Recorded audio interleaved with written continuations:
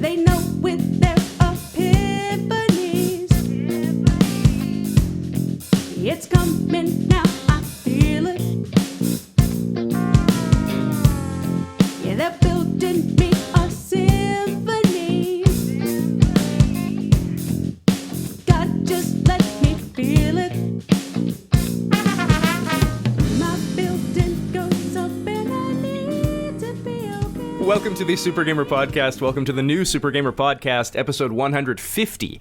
Our guest this week is a trombonist, also plays trumpet, euphonium, ukulele, sings, does video game covers, is a collaborator, an arranger, a performer, and a teacher. We have Allison Martin. Thank you for being here.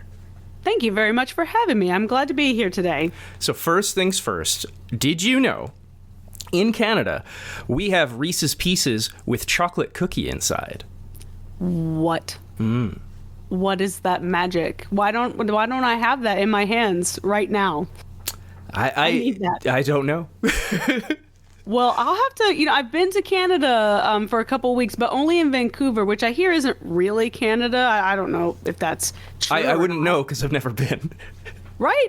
I've only been once, so, but I don't know. I feel like next time I go, I'll have to see if I can't find that somewhere in an aisle, maybe.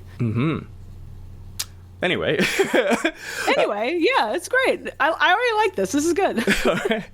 Well, yeah, so you play trombone, but you switched. When you were a kid, you played violin, and then you saw a trombone, you played a note, and you were like, this is what I want to do. And never look... Well, you did actually look back. We'll get into that later. But can you kind of take us... What is it about trombone that drew you to it? Wow, first of all, you've done your research. I feel like I'm on Hot Ones. This is awesome. You know that I played violin first. Honestly, I don't know how many people actually know that because I don't talk about it too often. I did start a violin, and then I actually joined band in the 6th grade, and I played the saxophone because my dad had one, and that's just, what you do. And I like saxophone. I had a really good time with it. But, when I picked up the trombone, I feel like I definitely think it was the glissando part. The glissando part was really great. Like just moving the slide, sounding like the car.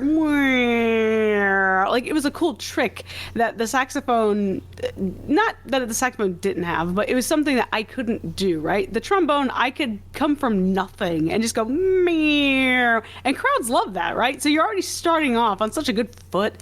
And then the rest of it is just kind of like, just me being, is that the right way to put it? Driven by spite. Yeah, that's the right way. Like, because with trombone, it's always like, oh, well, you see, it's okay that you messed up. Trombone, it's just hard. It's okay you can't do it because it's just a hard. And I was never about that life. I was like, oh, no, don't patronize me. So I definitely love the aspect of just, taking this very awkward, this awkward thing and being able to make something delicate or fast or loud or something just really fantastic that people don't expect. That's really, I think, why I love trombone specifically so much. It's just so good. I hope you take this as the compliment. I mean it, but it seems to reflect your personality. It's a very funny instrument. Oh, thank you. Yeah, I think so. I think it's fun. Like it's funny. You can do a lot of silly things with it. It already has that kind of like awkward, sort of clunky, sort of aspect, which I definitely think I have to a degree, which hopefully I make use of in my videos. But it's also very surprising. It does things that you don't expect, and hopefully I have that in a good way. Maybe. I try to. And speaking of funny, I have to ask, of course, your thoughts on Trombone Champ. I love Trombone Champ. So Trombone Champ, when I saw it on Twitter, I knew because I had at least, I don't know, it was like several mentions and direct messages. It was like a good 10 people, and every single one is like, oh, Allison, you've got to see this. Oh my gosh, Allison, this is for you. Oh, Allison, you've got to cover this or something. So first off, it was just so great that so many people thought of me so suddenly after seeing 2 seconds of this game. That was nice. Yeah, just like the visuals are great. I love how snarky the game is. It's very funny and it's very sassy, which I really like. And then the game itself is actually really challenging. It's a lot harder than I anticipated, and that's really nice too. I love it. I did a short, kind of right when it was getting all over the internet and everything. I did a short of me just sort of imitating what the little avatar looks like when they're just completely dying on the stage. And then when I played something that was actually sort of halfway decent at the second half, and my husband Ro, he actually did all the visuals for it, and it was hilarious. Just like all the little UI things on the screen, and all of a sudden all these thousands of notes just showing up on the screen that you can't catch up with. I feel like that really, I don't know, I think that encapsulated like the vibe of Trombone Champ pretty well. So yeah, I have a good relationship with it, I think. Yeah, that video, I think it's the one where like you're pretending you're the avatar, right? Yes. You have to do, it's the sway. You got to do the sway. It's actually like really accurate. I tried. It's like it's on the way, so you have to keep your torso pretty still actually, and you use your waist just to kind of like move your whole torso as one unit. I think that's the key to getting it right. I practiced. So you released your debut album, See the World, last year. It's VGM covers, and it spans from like Super Metroid to Spyro to Ni no Kuni. How did you decide what covers were album worthy? Ooh, yeah, that's tough. So, there were a lot of factors that went into the album planning, and of course, it was my first one.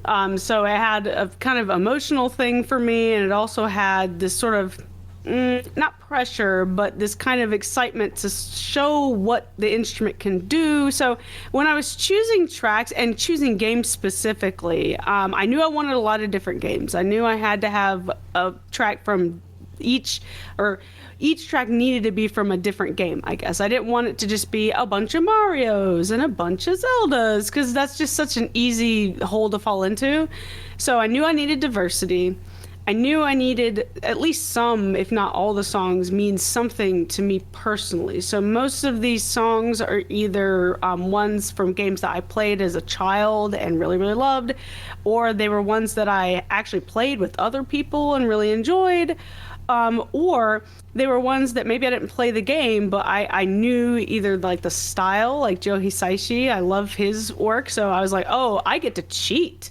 Awesome, I get to put Ghibli on here, sort of. So that was part of it. And then the other part was just kind of saying, okay, I've got 4 trombones and I need to be an entire orchestra with 4 people.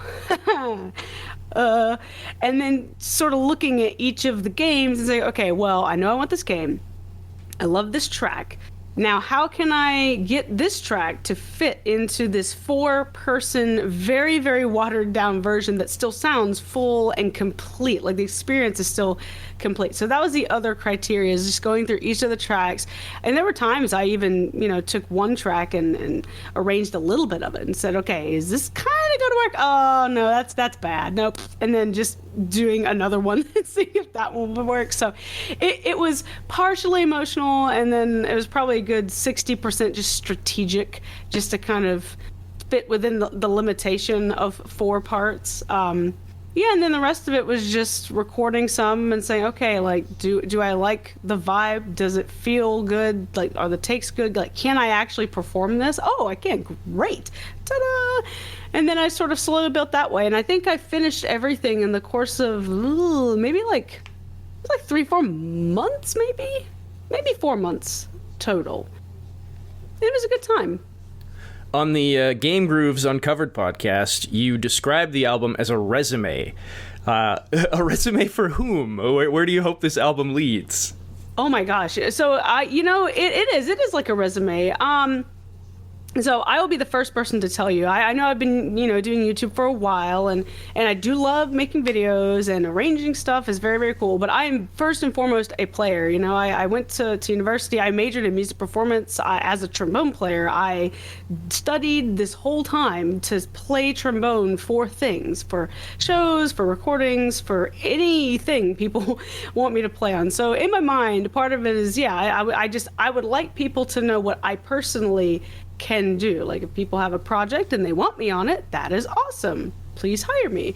But in another sense, I also think it's a resume for the instrument too. It's like, okay, well, what can trombones do? I actually had it was some time ago. I posted a short on Twitter from one of the tracks from the album, and that was "To Know Water" from Abzu, and that was by far the hardest track on the whole album. Really hard. I took 11 harps and made them into 4 trombones. What?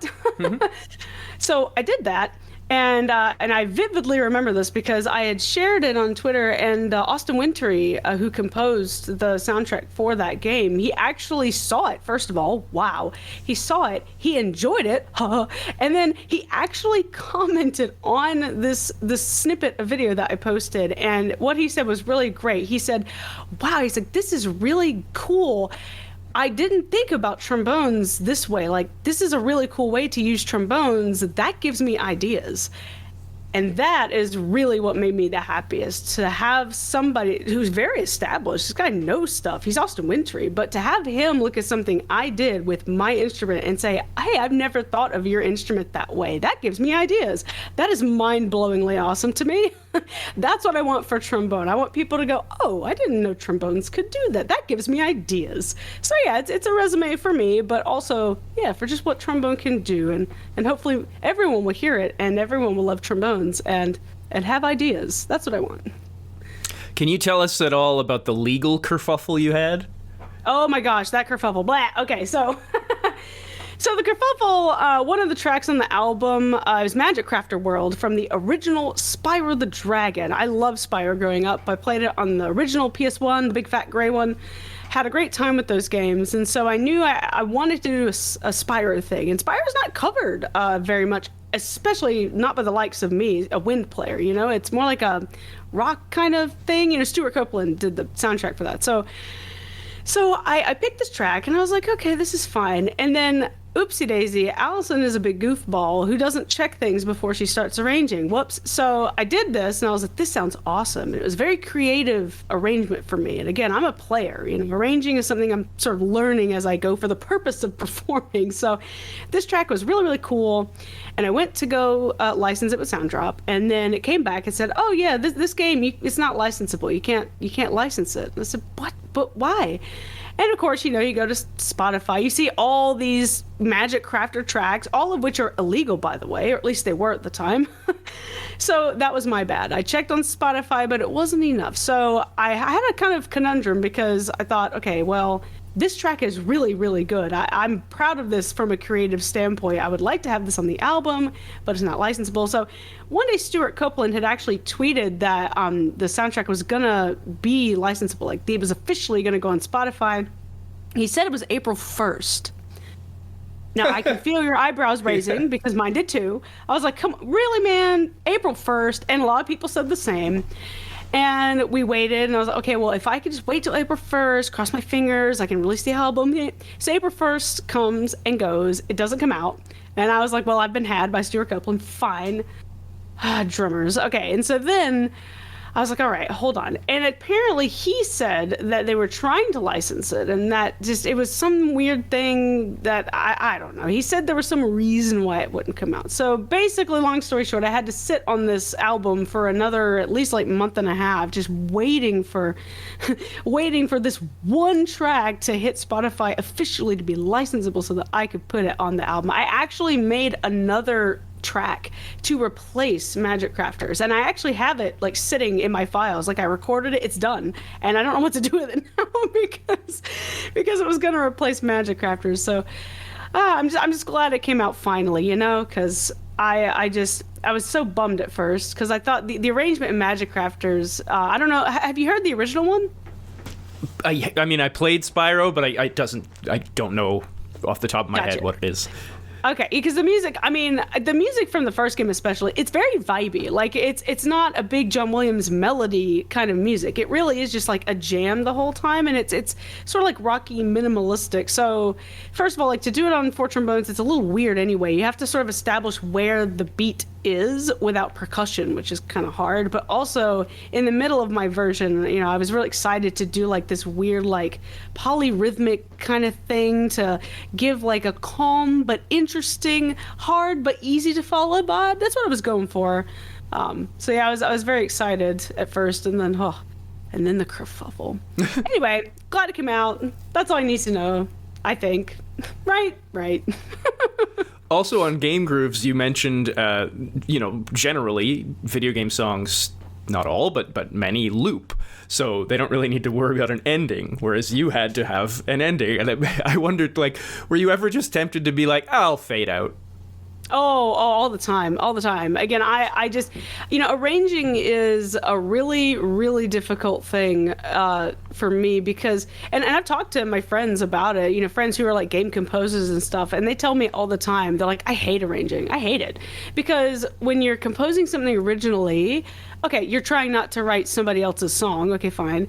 But at the same time, you can just do whatever you want. But when you're arranging something, it's kind of got this extra layer of annoyance because you're not only trying to make it sound unique, you want it to sound like you, right? Because everyone's heard 5,000 covers of Dire Dire Docks. Why would they want to hear yours? Adam Neely's done it. Why do they want to hear me do it? So you have to find something that makes it unique to you, like your version.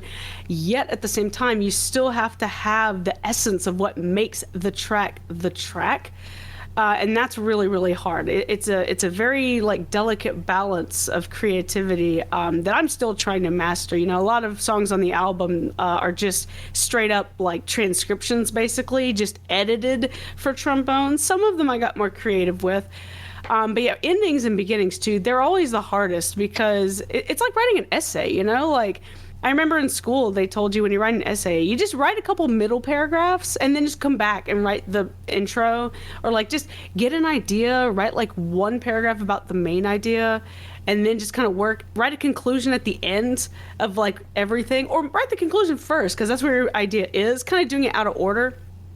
So that's kind of what I do when I'm arranging these days. I wish I could loop. There was one that I did, which was Gruce's theme, and it's by far my favorite. That's another story of Allison didn't do her homework, and now she can't put it on Spotify. Wah. Because that one's one of my favorite ones. It goes all Huey Lewis at the end, and that loop could just go forever. I think maybe I did loop that one till the end, actually. I think that's the one, maybe it has a loop. But all the other ones, yeah, I try not to. For some reason, like, do people still loop these days? Have you heard a song recently where they loop to the end? I have no idea. I wonder. Yeah, because I know. Well, it was really popular. Like I don't know. Like Journey did it. Like if Journey did it, I can, right? Absolutely. Well, that's all right. We'll see if I write another loop in the future. But for now, we'll try to do originals. Speaking of which, 4 months ago, you released your debut original single, Get Good. And I'm wondering, is it more nerve-wracking releasing a cover of a song that's like well-known and beloved and, oh, am I going to get this right? Or your own work and, or are people going to like what I've made here? Oh, definitely the latter. Absolutely originals. Because the thing about doing a cover is it'll be great because everyone already loves the song, right? Yeah, you're putting your spin on it, but everyone loves Dire Dire Dog, so they're going to listen to it regardless, right? But when it's your own, honestly, I feel like, I wouldn't say I have a lot of fear these days, which is fortunate for me. I'm very glad for that because really, I make stuff. So selfish. I make stuff really for myself, right? If I cannot sit and enjoy what I made, then no one else is going to enjoy it, right? Because if I don't like it, then who will? But yeah, there's definitely a lot more. I feel like there's a lot more emotionally at stake with an original because it's definitely all you. It's about your musicality and it's about your emotional journey, and it's a very vulnerable thing. Putting yourself out there. Plus, for me, specifically, I wrote lyrics for the first time. I've never written lyrics in my life. I've never made words before in a song completely originally, and that's a little scary because I don't know if the message will resonate with people. I don't know if they'll care about it. Of course, I have fears about mixing stuff. Like, does it sound good at least? I have fears about improvising. Does the solo sound good? So there's a lot of factors in at least that song that I definitely have, not fear, but yeah, I definitely am interested to know people's impressions of it, I guess, But I think that's that's everybody. You have your message, and you're anxious to share it with the world, and you want to know what they think, because that's you trying to communicate with them, tell them something. So How's the response been so far? Those that have heard it, they really like it, which is great. They said it's really catchy, which is nice. I did intend it to be just kind of like a catchy, sort of snarky song. So yeah, it's been generally positive, which I'm excited about. I've got a few more songs in the works as well, which I actually think are better than Get Good even. Get Good is great. I enjoy that one a lot, but I think, for a very first song, especially, it's good. But I think now that I've kind of gotten one out there, I think that's the hardest thing. It's like just writing a song if you've never done it before. So now that that's done and I'm writing other songs, I actually feel like the ones I'm doing now, they're actually getting better each time, which is exciting to think about. So hopefully I can release more of those. I'd like to get an EP out this year if I can. I just have to. What's that word? I have to be like inspired, I guess, or whatever. Right. That thing. You describe your sound as the kind that raises an eyebrow. What does that mean? What does it mean? Well, I guess kind of what I talked about before, with trombone, right? Like just doing things that people don't expect. So people, especially my instrument, people don't expect anything from trombones, and they never have in my experience. It's like, oh, just lay low, you're a trombone, it's okay. Or I have people that say, they'll say like, oh, you play trombone, do this song. Like, it's got goofy trombone in it, And I like goofy trombone. I do. That's kind of my essence. But at the same time, I'm like, I don't want to be a clumsy, just bumbling, blah, blah, blah, blah, blah kind of instrument. So I said, okay, I'm going to take this clumsy sort of bumbling thing, and I'm going to make it into a double time. Bebop, like this thing that people wouldn't expect you to do, because I feel like it's fun to have surprises in life, so that's part of it. And then of course now that I'm writing my own stuff, I'm not trying to be the Game of Thrones writers. I'm not trying to just subvert expectations for the sake of it, because that's dumb.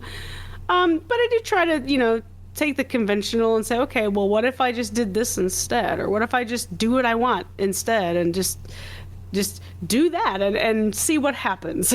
I feel like that's the kind of stuff that makes it really fun for me, and hopefully for people that listen too. So you started your YouTube channel in August 2020. It was your mom who suggested you start making YouTube videos. And is she a fan of your video game covers? Because judging from the fact that, what did she call Pac-Man? That game with ferocious dots? I imagine she doesn't play video games. You know what? It's funny you say that, because she didn't until I ruined her life. I got her absolutely just addicted to Animal Crossing. She has played Animal Crossing New Horizons every single day since it came out. She has the special version Switch. She is in it to win it now. But besides Animal Crossing, she does not game. But yeah, she listens to all my stuff. She always likes what I put out. And I think one thing that's really nice, and I actually have a really great fan that always mentions this in his comments, is, he'll always say, I have never heard of this game. I have no idea what this is, but I had a great time. And that's kind of my mom, and that's sort of what I like about a lot of my covers. I tend to do fast covers. I don't know if you noticed. I tend to do kind of fast, boppy kind of things, because, again, like, I want it to be fun and catchy. And even if you don't know the game, if you have fun with it, then it doesn't matter. You just have a good time. So, yeah, she enjoys it very much. She every now and then she'll share a video on Facebook, but not much. I can't get her to do it all the time, unfortunately, but she watches them. That's good enough. You recently posted what actually made me really want to, among other things, one of the reasons I wanted to talk to you was you've recently posted a couple TV show themes, but as Mario Kart tracks. You did Parks and Rec and Game of Thrones, and they do sound like what you've done. Definitely sounds like a Mario Kart track, but I don't know enough to. What is the signature sound? What makes it a Mario Kart track? That's such a good question. I don't know. I think it's so. I think there's a few factors at play. One of them is just the tempo and the drum beat. That's kind of a big one. Just a lot of snare hits on beats 2 and 4, just going. But I feel like a big one that I've noticed is the bass for me. It'll just go up and down by a step. So usually the bass will do something like, dun dun dun dun dun dun dun dun. There's a very clear kind of progression going on, but in a lot of Mario Kart tracks, it's just going back and forth between 1 or 2 notes, like dun dun dun dun, and it just does that forever. So I definitely think the bass line helps a lot. And then of course you have to put the Mario Kart lick in every single one of these, otherwise it's not Mario Kart. It has to be in there. I learned that lick specifically for the Parks and Rec short I made. I actually played that one live, and I had the sheet music up on a stand, and you could see it in the short. My eyes are on my slide until I hit that lick, and my eyes immediately look at that page and just stay locked on the page the entire time because I hadn't memorized it yet. It's a doozy, that lick, It's hard. One thing I always ask music educators, people may be tired of hearing it, but does it help teaching kids when you have a video game repertoire? Oh, totally.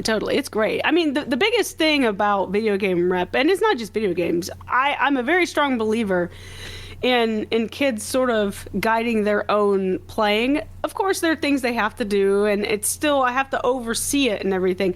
But the biggest takeaway I've gotten from teaching, it's really that if kids can't play what they want to play, then they're not going to be interested. Bands only play Twinkle Twinkle Little Star and Mary Had a Little Lamb and Au Clair de la Lune and all those classics, which are great, and I do think they're good teaching tools. But if a kid doesn't have a song that they're passionate about, whether that's a movie, whether that's a show theme, a video game theme, a classic tune they might happen to know, if they don't have something they're passionate about that they want to work towards being able to do, then they're not going to care about their instrument anymore. Like playing fun stuff is what makes you good. I was transcribing the Star Wars theme on violin when I was 8 because I wanted to play Star Wars, because I love Star Wars. I love John Williams music, and that's what drove me my entire life. I started learning by ear so young. I started learning all kinds of stuff. I learned the Mario theme in middle school by ear, like a lot of kids do. That's the kind of stuff that gets people playing the rest of their lives, and not just for the grade that they have to get at the end of the semester when they're a 6th grader. Have you ever had to scold a kid for playing games instead of practicing? Ooh, so not specifically, although it is pretty amazing that I haven't, because I teach online, so I actually have no idea what they're doing on the other side. I don't think it's very unlikely they're playing games, because we're one-on-one. It's kind of hard to do both, but yeah, mostly when it comes to kids, it's not so much a scolding. It's always lack of practice, though. I'll be honest, though, a lot of my kids, they're busy. They're busy these days. I feel like they're way busier than I ever was as a kid. They do all kinds of extracurriculars. They've got all kinds of honor things and projects and tests and classes going on. And with something like your instrument, you got to play all the time at home, 20 minutes every single day, all the time. And that's a big commitment for a kid. So most of the time it's, hey, how are you? Hi. Oh, did you play at home at all this week? No, I was kind of busy. Okay, well, we'll just, you know that if you don't, then you're not going to improve. Okay, and then we just kind of keep going. That's the bread and butter of teaching. But my kids are very good. Don't get me wrong. They're good. They're good learners too. They're bright. What about the reverse? Have you ever shown up to a lesson and you're like, oh, I'm not prepared. I stayed up all night playing games. So it's funny. I feel like I was like the equivalent of a child star. They start out so bright. Everyone loves them, and then they get to be an adult, and then everything just falls apart. Unless you're Shirley Temple. She's awesome. But like when I was a kid, I never had lessons as a kid. Not until like almost college. I went to camps though in the summer, and I did things, but like I didn't have regular guidance at all until college. So a lot of it was just me in my basement playing and hoping I was right. So like when I was a kid, I played all the time. I played in my basement like a little trombone troll, just going bleh, trying to get better all the time. And that pretty much went all the way through high school. And I made all state bands and I was doing all these auditions. I got into UGA and I was like, this is awesome, yay. And then it's funny, I got to college. And then by my like junior senior year, I went through some mental things, as you are apt to do at that age. It's a very sensitive time in your life. You're kind of discovering what your actual life direction is going to be, and I was just kind of having a weird time with it. So by that time, I have a photo somewhere that someone took of me from across the room during a music history lecture. I'm sleeping, like my head's on the desk. I'm literally asleep. And then I actually missed a trombone choir concert. I got to the venue and I got backstage and the concert had started like 10 minutes prior. And I thought about it and I was like, I'm just going to go home. Fine, I'm just going to leave. So wasn't prepared for that. And then I also, I had one or two lessons where, you'd have weekly lessons with your instructor. And there were one or two where I would kind of show up and you'd start to play your piece or whatever you're working on. And the professor would just be like, yeah, you haven't practiced this at all, have you? And you go, no, not really. And then they say, well, awesome. There's a practice room down the hall. Get out. Leave. And you would just leave and you wouldn't have a lesson that week. You would just go practice somewhere because there's no use to have a lesson, right? If you don't practice. So yeah, I was definitely, I was a bit of a slacker at the end. A little. I did my recitals though. I did those, but, yeah, it happens, right? Yeah, well, I mean, this leads to you lived in Japan for a while. You were teaching English, and maybe this is a simplified version, but you totally left music for a while because of burnout. I did, yeah. Did you like cut it completely? Were you like playing at home at all? Oh yeah, no, I cut it off. So by the end, yeah, I was done with trombone. I honestly, at that point, I did not think that I was going to play trombone like ever again, like in any capacity. And basically what it all boiled down to, and looking at now, it's not that big a deal, but essentially by the end of college, I kind of realized that the career path that I had set on when I was, again, like 11 years old, I realized that path of, okay, I'm going to audition and I'm going to be in an orchestra forever. I realized that wasn't going to happen. I realized this is not viable. Like, it's not going to happen for me for a multitude of reasons. Not so much like a can't thing. My life wasn't moving in that direction like everyone else's was, or at least I thought it was, So at that point, I'd gotten so sick of everything. I had gotten so burnt out. I realized that this thing that I had been working for my whole life, not only was I not going to be able to do it, I didn't even know if I really wanted to. I think that's really what it was. Like I had auditioned for the orchestra in college and the guy was like, well, you play really well, but we don't like your sound. So we're not going to let you in. And that was when I realized, oh, well, if I do everything right and I still don't get in because they just don't like me. Okay, well, that's not great. So when I got to Japan, I was in a pretty bad way, and I was like, I don't want to think about it. I don't want to do any of that. I'm going to Japan. I'm going to go live there. This is amazing. I just want to take in every single second when I am here. I want to just experience everything as is right now. And it was really good. It was very good therapy somehow, living in Japan. Who knew? So what is it that brought you back? Like, you're obviously quite into trombone again. You teach it, you play it, all that. Yeah, that's a good question. Yeah, when I think about it, I guess...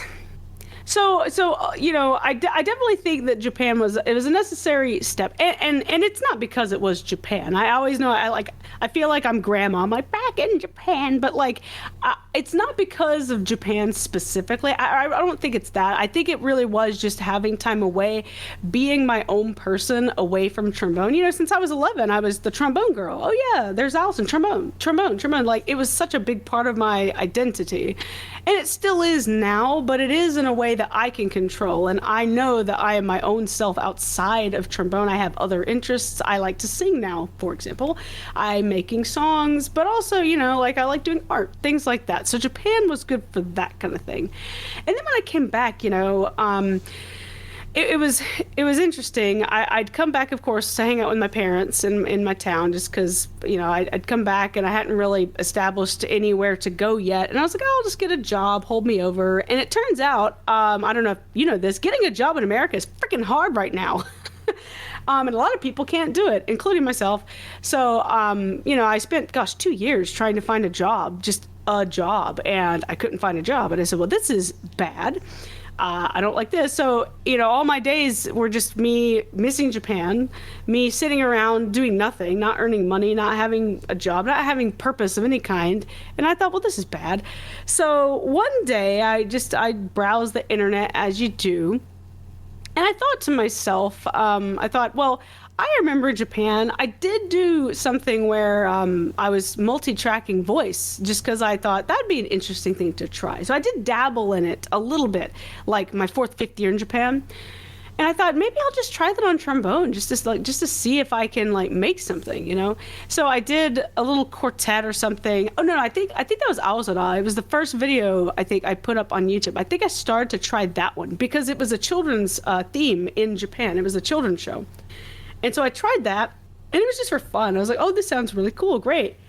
And then that was when my mom said, oh yeah, you should put that up. Don't put it on SoundCloud. You should put that on the internet just to kind of see. And then at the same time, I was again job searching, trying to figure out what was going on, and I saw that a girl I went to college with was actually teaching online on a website called OutSchool, and I said, hey, that's interesting. And I checked up on that, and I checked up on how to join and everything. And I said, well, I have nothing to lose, so I might as well just put my information up, and then maybe people will talk to me. And then finally I got a few students. And once I started teaching especially, that really kind of got me back into the swing of things. It really got me kind of a bit more cheery about music again, which is nice because it's so nice helping people, especially people that are just at the beginning of their musical journey, where one tiny little change can just open up their world, where they have all these aha moments and they get really excited and they want to do more and more, that kind of thing. It's a really fun thing to do. So yeah, it just kind of snowballed after that, and then I, met a bunch of friends, and then I moved, and I started playing on stuff and teaching more, and yeah, and it's been pretty fun ever since. How did being in Japan shape your taste in games? Ooh, honestly, I think really it just let me play more games in general, because when I was growing up, I had consoles, but games were expensive back then. If you compare it to today's prices, right? Even games back then were $70, right? How much is that now? 130? So I'd only play, maybe 3-4 games per console. And so when I was in Japan, I went there with the JET program. I don't know if you've heard of that. Are you familiar? No. Okay, it's the Japan English teaching program, or Japan Exchange and Teaching Program, I think. It's a Japanese government funded program. So if anyone out there wants to go to Japan, look it up. It's amazing. So the government brings you over there, and they put you in a school, a real life school with just a normal, like the ones you see in anime. It's all true, all the tropes. They're all true. And then they pay you pretty well. It's pretty good pay. So I was single. I was in Japan. I lived in an apartment. I never went anywhere. I never did anything, and I had all this money. So what do? I go to the local shops, and I would buy games. And so I just once a month, I was just buying so many games. I got a Wii U. I have their entire library, the entire 10 game collection of the Wii U. I have all those games. And then the 3DS, it was Japan's bread and butter before the Switch. Everybody played on 3DS in Japan because it's a very kind of mobile society, public transportation. So, I've got probably, 55, 60 different games for the 3DS, just all of them, and I studied Japanese that way too. So really, I think it allowed me to be exposed to more games in general. I think that's probably the big thing. And yeah, I think the biggest thing it taught me, I think, though, probably would be Monster Hunter. Monster Hunter is the game that kind of warmed me up to the idea of fighting bosses and fighting in general, because I'm a Kingdom Hearts kid. I used to just mash X just until I saw the cutscene. But Monster Hunter actually made me think about my actions. What? And then, and the whole point of Monster Hunter, if you've not played it, it's going up against a monster. You have 50 minutes to kill it. That's the game. That's it. And so you follow it around. It has patterns. It has moves. So you have to learn your enemies. You have to learn their tells, especially, and stuff. So it really made me slow down and actually like block and dodge. Those actually help save your life. It's so crazy. And then Bayonetta helped me do that even further with Witch Time and stuff. So those two games taught me how to play games, I think, a little bit better. And I think it kind of got me more into like the action fighting kind of genres like those games. I definitely think that helped me out a lot. It was a good time. That makes me think of, so I'm a huge Souls fan, like Demon Souls, Dark Souls, blah, blah. But Sekiro is very much that style, but like you have to parry. You won't win if you don't parry, and that's not how I do things. I just, I'm like XXX or R1, whatever, attack. Right. And it literally, like, I was not even close to halfway through the game, and I was like, I'm not learning this. I can't do it. I feel like, what's that called? Like the whack and win theory? Isn't that, you just whack and win. It's just what you do. That's all I have. Can't do that. Right? Well, Kingdom Hearts taught me to whack and win. Kingdom Hearts 2 taught me to reflect.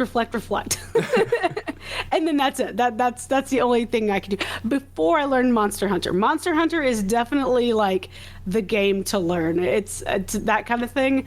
And especially like the newer games like Rise and stuff. I think Rise and World are really good. Those are the first two games that got really popular in the West. It used to be Monster Hunter was just a Japan thing, but now with those two installments, it's nice because it punishes you, but I do feel like the older games were more punishing. So the new ones now, they're pretty reasonable. You just have to heal all the time. So instead of like whack and win, it's like whack and heal. That's all. And then you win eventually, I think. Probably.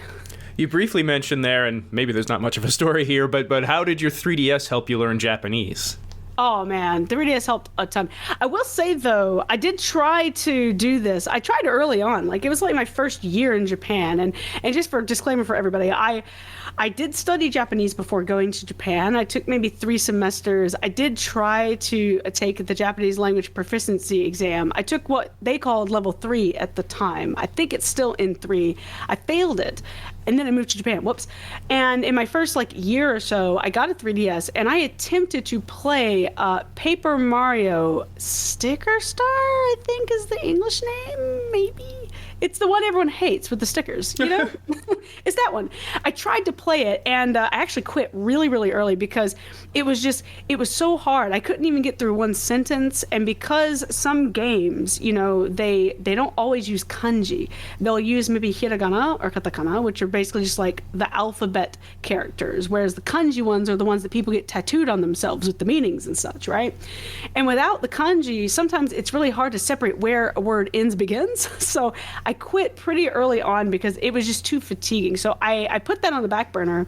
I waited for another year and a half, maybe almost 2 years, I think, on and off. And then when I came back to it after, a year and a half, 2 years, then that's when things really started to click because I was lucky to have that immersion first. I got used to common speech patterns. I sat in my school and listened to my teachers talk all the time, and I tried to take in everything. So once I did that initially, and again, this was without studying. If you study like you're supposed to, you can do it sooner. But when I started after that, it went a lot faster. And really, I just tried to play. I tried to learn, a couple of words like bulgu is defense and kogeki, attack. If you learn some game words like those, then the rest of it is just kind of reading as much as you can, look up words that you're interested in, but also just skipping over when it gets too sloggy. Just skip over it, and if you play it again later, you can figure it out. Doing that really helped. My Japanese got way, way, way better. Ace Attorney is the game that you want to play in Japanese. Ace Attorney is fantastic. For playing in Japanese. There's a little bit of legal mumbo jumbo, but you just learn iari, objection, shoko is evidence. That's all you need to know. And then the rest of it is just kind of normal every day. So yeah, it's been pretty great. I would say it's a great way to learn any language, really, because it's doing something you like, and if you enjoy the game, it gives you the drive to keep going and figure out what's going on. Unless it's a JRPG, those are so confusing. I don't care. Like, they get so complicated, like Final Fantasy. It's too much. I should try something like that with French, because I mean, growing up in Canada, like, we take it in elementary, but I don't speak French, right? But what's frustrating is nouns. Like, you don't get taught nouns, really. You get, like, grapefruit and so that kind of thing. But for the most part, like, I can read in a sentence, like, to have and on the... But then, like, as soon as a noun comes in, I'm like, okay, well, I'm missing the major context here. I think so, and it's nice because I definitely think, well, even if it's not games, I always thought that, like, watching Disney movies or any, like, kids movies that really well, watching them in your target language is really helpful because you already know the story pretty much, and if you can get the subtitles of the language you're studying too instead of English, that's really helpful. Animal Crossing is super good for language learning. Animal Crossing is great. Stuff like Stardew Valley is really good. Paper Mario, like the Mario games, are pretty good. Like Mario Luigi Superstar Saga and the Paper Mario series is really great. Like, those ones where, like, it has the language in it, but it's not so complicated, and it's not filled with like Japan anime mumbo jumbo, like, it's not a bunch of, like, made up words or sci-fi made up stuff that you're not even going to get in English, because that's always what gets me, is where the guy's like, yes, the mitochondria ship, and I'm right. Like, what? Like, I don't need to know this. Why do I need this? Sorry, mitochondria, I guess, is that the Japanese? I don't know. I tell my friends sometimes, like, I like sci-fi, but there's something about when there's too many of those kind of words, like in English, my eyes just glaze over. I'm like, I don't care. Oh, sure. I feel like it's on the tip of my tongue. There's definitely a word for that, I think, on TV tropes. It's just jargon that they say just to sound super complicated. It's almost like CSI, right? Where they enhance. I'm a hacker. Kick, and the screen turns green or whatever. I feel like it's stuff like that. It's just like, yeah, it's cinema, but don't expect me to understand it in Japanese. Defend your stance that Digimon is better than Pokemon. Oh my gosh, Digimon is way better. Look. All Pokemon say are their names, unless you watch the really weird anime that I saw that time on the Japan Airlines plane that was specifically for that airline, where Pikachu said, Pika! And then all of a sudden he went, Sa, Mina, Yukuzo! And spoke in a really weird man's voice. That was weird. But Digimon are awesome because they can talk to you. I like the fact that they can evolve and devolve. Devolving is convenient. They can walk around with you and it's fine. They can transform all the time. Everyone loves a good transformation. Have you seen Sailor Moon? Have you seen Dragon Ball Z? Have you seen any of those shows? Transformation sequences are awesome. Digimon have more reason to do that than Pokemon. So, yeah, I feel like, and plus I like the protagonist of Digimon a little bit better. I used to watch the movie all the time as a kid. Their music is better. Protagonists are better. I think that the Digimon look cooler. They're just better. I don't know. Very well. Who is the best Doctor Who? Who is the best Doctor Who? Gosh, I actually haven't watched much Doctor Who. So really, because you said timey-wimey. I did say timey-wimey. It's Reddit. Reddit rubs off on you sometimes. I guess that from what I know about Doctor Who, and I have seen some episodes and I have enjoyed them. I just haven't sat down to, like, go through the saga that is Doctor Who. Based on what I know, I'm gonna have to go David Tennant. Plus, I like David Tennant and other things. That's the correct answer. I'll go with him. I think so, right? Yeah. He's pretty great. No spoilers, but. Yeah, he connects with you more. That's what I think. Yeah. So since we are recording this the day before, and the episode will come out the day after the Super Bowl, I have to ask about the time Matt Stafford stepped on your foot. He did. It was a travesty. So, honestly, it's not very exciting. I was in the dining hall. Pretty sure it was East Campus because that's at the time it was brand new. That's where all the back then brand new apartment dorms had been built, probably specifically for the football players to live in. And so they would eat at the East Campus dining hall, which is where the School of Music is. So I was also there quite a bit. Yeah, and I was just minding my own business, just getting my food at one of the stations, and I turned to leave, and all of a sudden there is just pain on my toe, and I thought that's uncool, and I looked up, and I almost saw his head in the clouds. I'm very short, but I think I could make it out of there. I don't think he saw me at all, way down there. He did not mean to. It is totally cool. He is, I'm sure, a very nice person. But that is my only claim to fame. Did he know that he did it? I don't think so. I think he was completely oblivious. I was a very shy person. I'm not going to be like, hey, amazing star of our football team that's taking us to the Sugar Bowl. You stepped on my... No. He was just trying to walk, and I was just in his way, and no reason to be upset. It did not leave a mark on my foot, for those wondering. My foot is completely fine now, however many years later. It's fine. How does your cat feel about your trombone playing? My cat hates my trombone playing. My cat hates me, as it happens. Look, I saved his life. I rescued him. He was fat. He needed to lose weight. I put him on a life-saving diet, and this. Well, that's why he hates you. Well, it's because he loves Ro now. That's why. Oh, I so see. When we moved in together and we finally brought Garfield in with us, he abandoned me completely and only will go to him now. He won't hang out with me. He only sits outside of Ro's studio and begs to be in there. It's the worst. My cat doesn't like my singing, and it tears me up. It's like the only thing I can do, and he's like, I don't care. Well, that's okay. He just doesn't know. It's all right. So you and Ro, obviously both part of the VGM community, is at home. Are you just like sitting on the couch and want to use like, you want to make a song?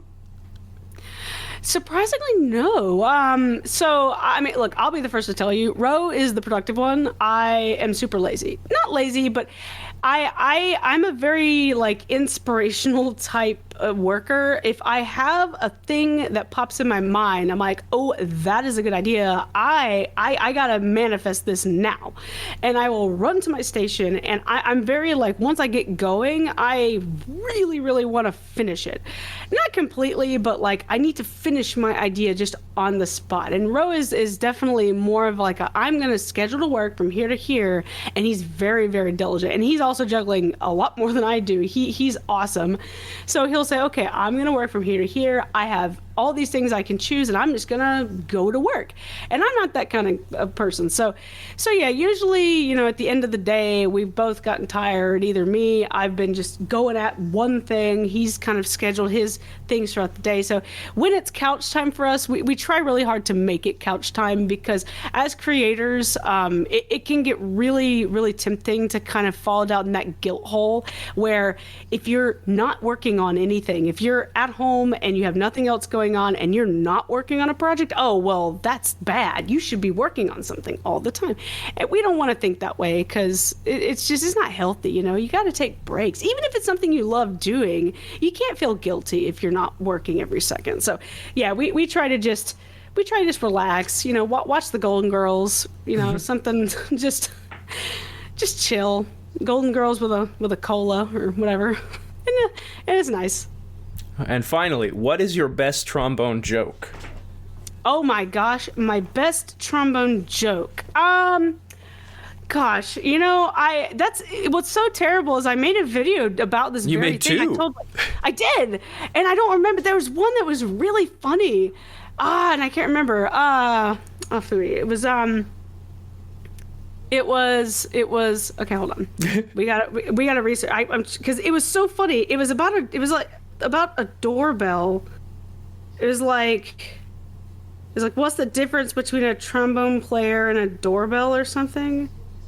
And it was something about the doorbell's not late. It was something about trombonists being late. Oh, here it is. Yes. Okay, here we go. How do you know when a trombone player is at your door? The doorbell drags. That's my favorite one. Yes, that's the one. Because trombone players are slow. Because we always so brass players, like if you record in a recording booth, brass players are always slightly behind the beat because the time it takes for your air to push through the mouth and then the time for your lips to start vibrating to like make the note. And especially when you play really low notes, they come out really slowly. So instead of going ta, it's like ta, just a second behind. So I don't know why, but the doorbell drag joke really, that got me. It made me laugh anyway. Cool. Well, people can check out Allison Martin at twitch.tv/Allison, that's Allison Martin Trombone, or youtube.com/Allison Martin Trombone. Anywhere else people can find you, and what's on the horizon? What should we look out for? Oh my gosh, anywhere else? Well, I do have a Patreon if you're interested. I think that's also Allison Martin Trombone. I just started a TikTok for some reason. I don't know. It's what the kids do. That one also is Allison Martin Trombone. On the horizon this year, I'm excited. I've got 3 things coming up. I've got hopefully that original EP I mentioned before coming out. I've got another interesting kind of smaller project EP that I'm working on that I really think people are going to hopefully like a lot. And then I actually have a pretty big project going on right now that involves a lot of other people that I am organizing that is going to be super awesome, hopefully. And we can find that Spotify, YouTube? So all of the stuff coming out will definitely come out on Spotify. Most of the stuff should be on YouTube, but everything will be on Spotify and Bandcamp. Before I forget, originals will be on Bandcamp. Allison Martin, thank you so much. Thanks.